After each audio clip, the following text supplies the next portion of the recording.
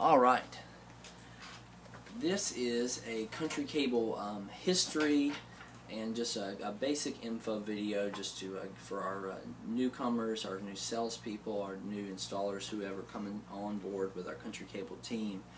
Just to give you a little bit of a background so that you can know where we've come from, the history of our business, not only so you can communicate that to potential customers, but also that you can know where we've come from and make you feel more a part of the overall vision and team that we have here.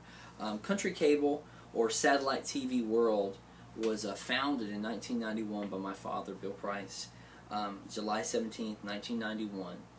My dad had previously worked, he was the top sales guy for another satellite dealer in a different region of the state in North Carolina.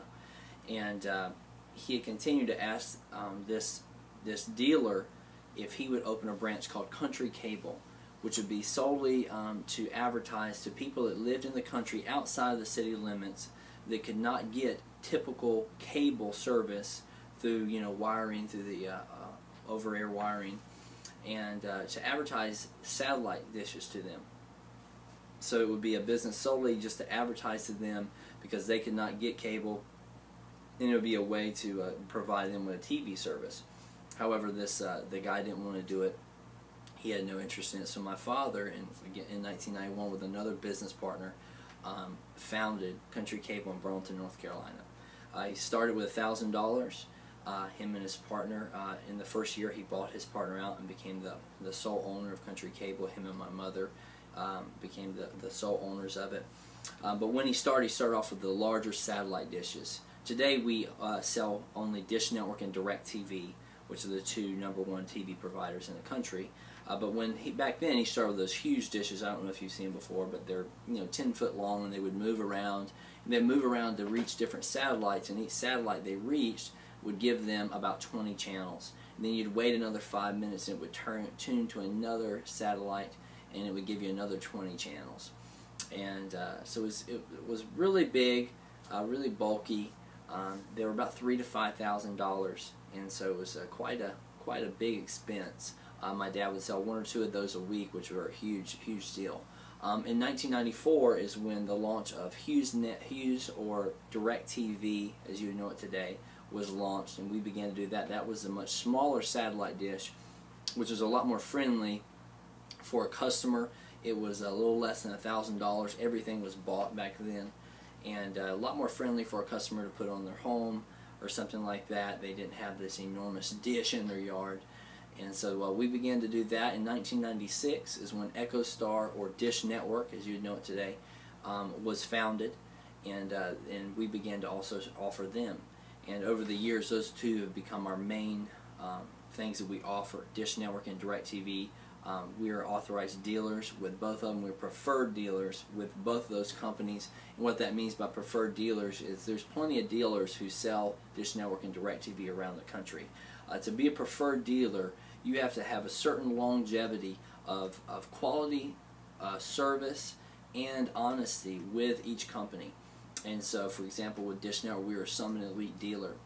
What that means is that all of our customers are high quality customers. They do not cancel, they do not renege on their contracts, and we also offer our service prompt and some of those things that Dish Network's looking for. We don't, when they ask us to do a service call, we do them immediately.